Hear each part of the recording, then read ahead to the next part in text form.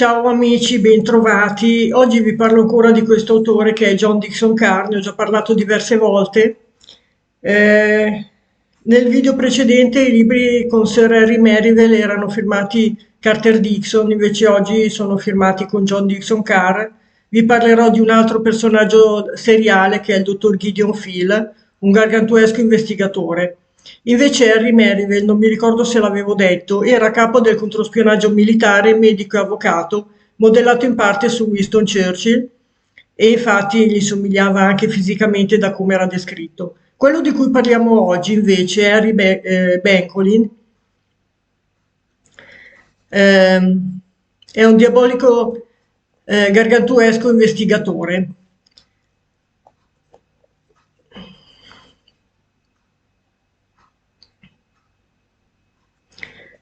In questi romanzi, forse l'avrò già detto, questo autore è specializzato nei delitti della camera chiusa e scrive dei gialli assolutamente originali. Sono tutti gialli Mondadori, come potete vedere, quindi abbastanza abbordabili per tutti.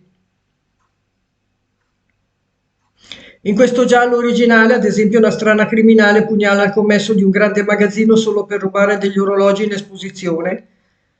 Un ispettore di Scotland Yard sospetta che l'assassino appartenga alla famiglia di un celebre orologiaio e inizia a indagare in incognito. Poco dopo anche lui verrà misteriosamente pugnalato sulle scale dell'abitazione londinese con una lancetta dell'orologio. Ma il fatto più bizzarro è che in quello stesso momento alcuni inquilini della casa lo stavano aspettando per ucciderlo. Come vedete sono tutti dei libri molto molto originali. Questo è Delitto da mille e una notte. Gideon Phil ha a che fare con un pugnale persiano. L'assassino al Museo Wade è un insensato e spaventoso guazzabuglio, una favola da mille e una notte dove il lieto fine è tutt'altro che scontato.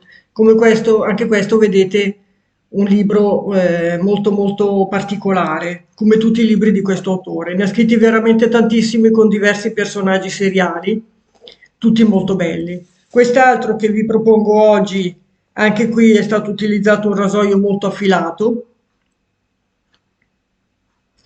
tutti molto simili, in realtà qui un pugnale persiano, qui la lancetta di un orologio. Qui invece il delitto si svolge a bordo di una nave. Una singolare compagnia è riunita sul Queen Victoria, grande transatlantico in rotta verso Londra.